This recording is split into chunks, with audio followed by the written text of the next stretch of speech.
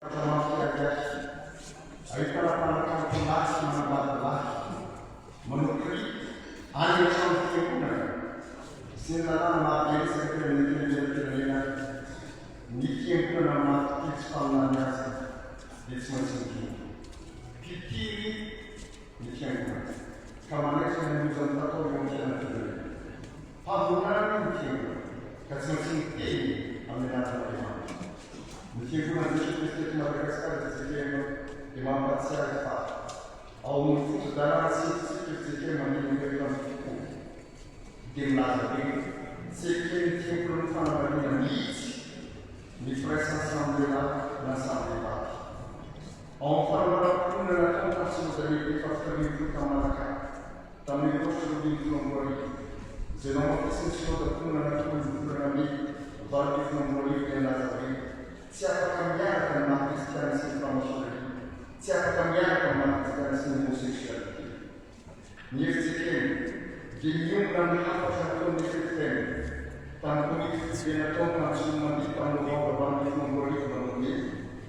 mamaky amin'ny texte fanambadiana ho an'ireo amin'ny fanana fahotana tsy fanajana amin'ny tenan'olombelona sy ny fanambadiana ary aretina io ka lafy ny fiangonana. Torak'izany koa ny firaisana ny fanana lehilahy iray ho an'ny lehilahy iray araka ny famonoan'Andriamanitra azy ny ekena mpivady ka tsoko ny fiangonana lalàna. Ary ateka manokana izao tokoy izao manobe mametaka hafatra ny fefikaina manoteny mametaka hafatra ny mpanao lalàna mba tsy ekena lalàna mpanjakana ny fomba eny izay vizy ny teolojia liberale sy ny raisam-pirenena momba ny zon'olombelona maty. Ambon'izany izany ny efitrikena dia mitony mijoro tanteraka ny eraka mpanaovan'i Jesoa Kristy lohan'ny fiangonana azy dia ny hitaona ny olona rehetra hanotomba ny fanjakan'Andriamanitra.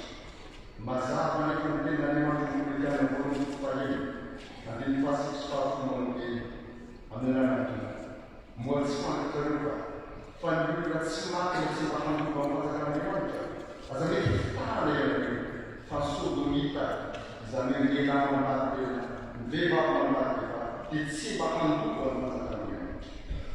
Ny fiangonana dia sady manaja ny safidiny izay telo sodomita no tsy mitsara na manetika azy fa manambara ny mazava kosa fa raha tohiza ny lalàna dia tsy hanotomba ny fanjakan'Andriamanitra izy.